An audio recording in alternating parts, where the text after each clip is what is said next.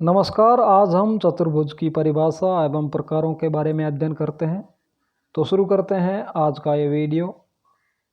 सर्वप्रथम चतुर्भुज की परिभाषा। चार भुजाओं से घिरी बंद आकृति को चतुर्भुज कहते हैं या चार भुजाओं वाला बहुभुज चतुर्भुज कहलाता है।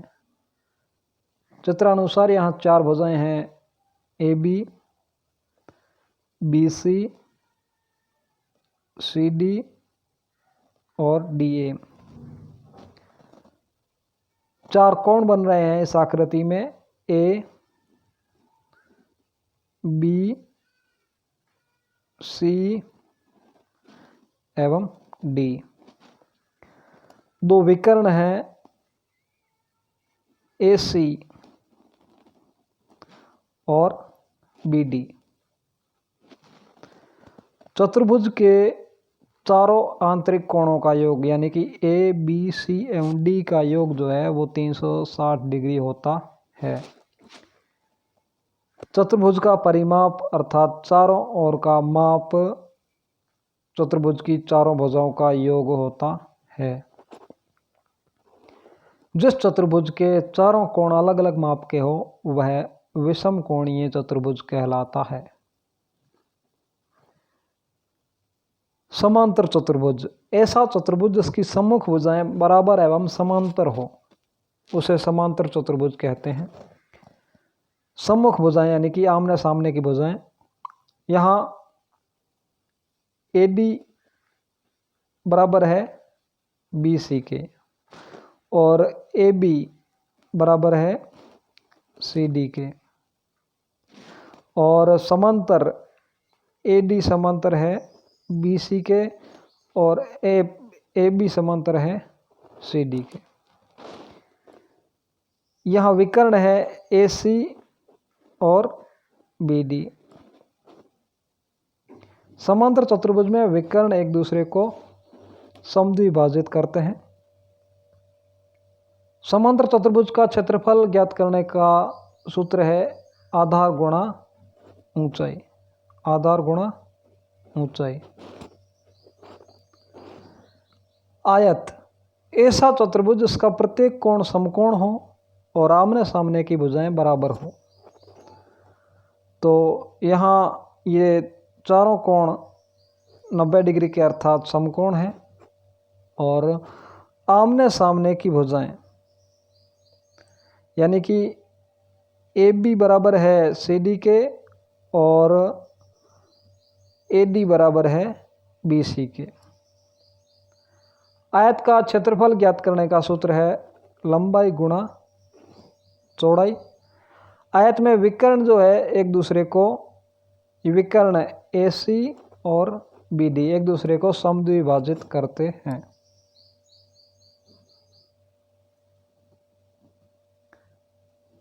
वर्ग ऐसा आयत जिसकी चारों भुजाएं समान हो वर्ग कहलाता है। यानी कि जो आयत की विशेषताओं में आयत का चारों भुजाओं में आमने सामने की भुजाएं बराबर होती हैं और प्रत्येक कोण समकोण होता है, वहीं वर्ग में चारों कोण तो समकोण होते हैं लेकिन साथ ही साथ चारों भुजाएं समान लंबाई की होती हैं। यहाँ विकर्ण जो है एक दूसरे को समकोण पर समद्विभाजित करते हैं। समकोण पर समद्विभाजित करते हैं यानी कि ये चारों कोण जो है 90 डिग्री के समान समान होंगे। वर्ग का क्षेत्रफल ज्ञात करने का सूत्र है भुजा गुणा भुजा और वर्ग जो है एक चक्रीय चतुर्भुज होता है। एक चक्रीय चतुर्भुज होता है। समचतुर्भुज चार समान भुजाओं वाली समतलीय आकृति समचतुर्भुज कहलाती है। समचतुर्भुज में सम्मुख कोण बराबर होते हैं। जैसे यहाँ AB, BC, CD और DA चारों भुजाएं समान लंबाई की हैं और कोण A जो है वो कोण C के बराबर होगा और कोण B जो है वो कोण D के बराबर होगा। समचतुर्भुज का क्षेत्रफल ज्ञात करने का सूत्र है दोनों विकर्णों का गुणनफल यानी कि विकर्ण AC गुणा विकर्ण BD।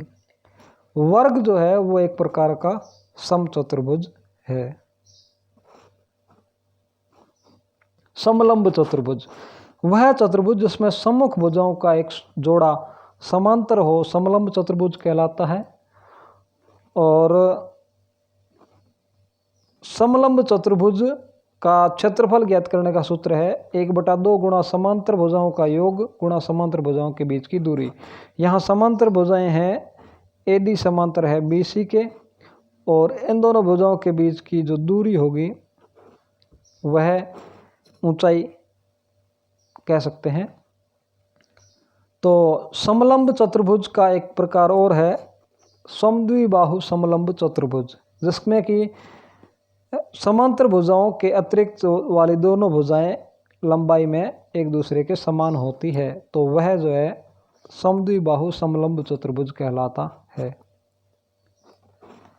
पतंगाकार चतुर्भुज ऐसा चतुर्भुज जिसमें आसन्न भुजाओं के जोड़े समान लंबाई के हो। आसन्न भुजाएं जैसे आसन्न भुजाएं हैं AB और AD, तो यहाँ AB और AD बराबर है लंबाई में, जबकि BC और CD बराबर है लंबाई में। तो आसन्न भुजाओं के जोड़े जिस चतुर्भुज में समान लंबाई के हो वह पतंगाकार चतुर्भुज कहलाता है। चक्रीय चतुर्भुज ऐसा चतुर्भुज जिसके चारों शीर्ष किसी वृत्त की परिधि पर स्थित हो चक्रीय चतुर्भुज कहलाता है।